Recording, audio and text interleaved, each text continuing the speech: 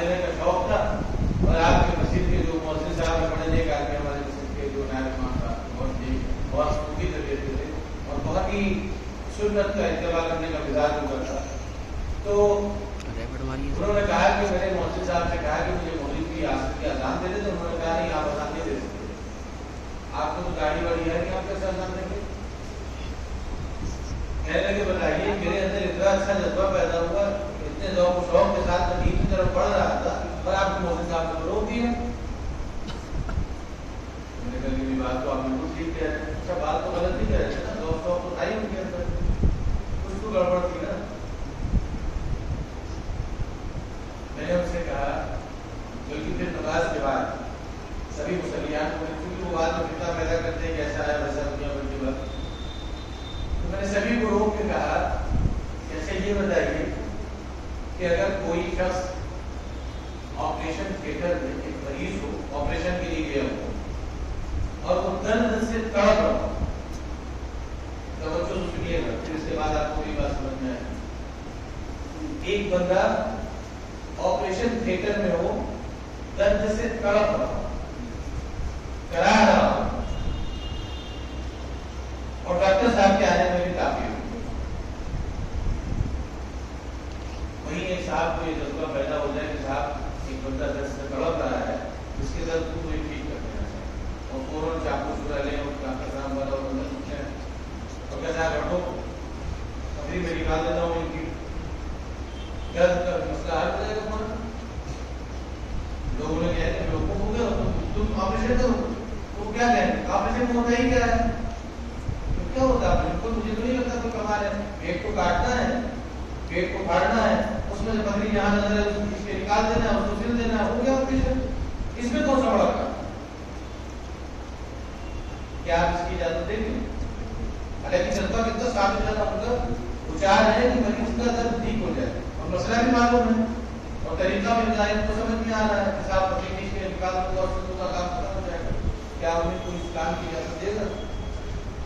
دینا چاہیے بھیا، تو یہ دینا چاہیے نا. تو مؤذن اذان کی اجازت کیسے ایک ایسے شخص کو دے سکتا ہے جو اس کو اصول آزاد ہے؟ کتنا بھی جذبہ آپ کے اندر ہو، کتنا بھی جذبہ صادق آپ رکھتے ہو، کیا آپ کو اجازت دیا جائے؟ بالکل نہیں دیا جائے گا، اس لیے کہ آپ اصول آزاد نہیں جانتے.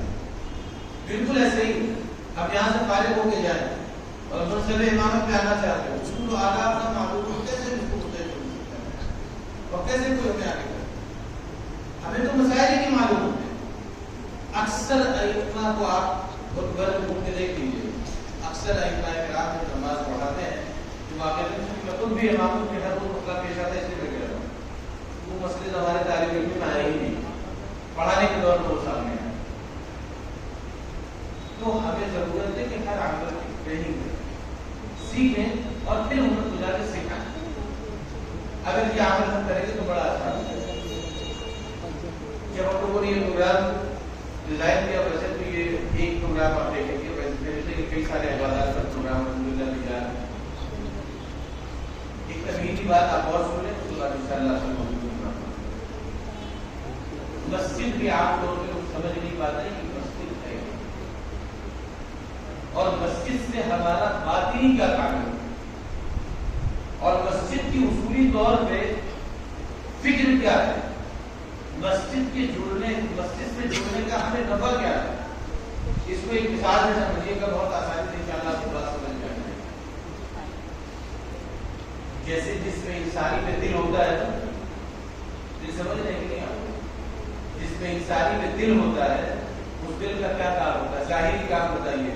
خون کو کھینچنا ہوتا ہے، پھیپھڑوں کے حوالے کرنا ہوتا ہے، پھیپھڑے اس میں صحیح آکسیجن دیتے، پھر وہ پھیپھڑے دوبارہ دل کے حوالے کرتے اس خون کو، اور پھر وہ دل خون کو دوبارہ جسم کے اندر دوڑاتا ہے. جیسے ہی خون جسم کے اندر دوڑتا ہے گندا ہو جاتا ہے، پھر دوسری جگہ اس کو کھینچ کے دل میں پہنچ جاتی ہے لنگس کے حوالے، اور پھر یہ پورا روٹیشن ہوتا ہے. یہی کام مسجد کیا کام کرتی ہے؟ ہر علاقے میں اللہ نے مسجد کو مانند دل بنا کے رکھ دیا. آپ تصور کریں جیسے جس میں انسانی میں رگوں میں دوڑتا ہوا خون ہوتا ہے، بالکل ایسے معاشرے میں گلیوں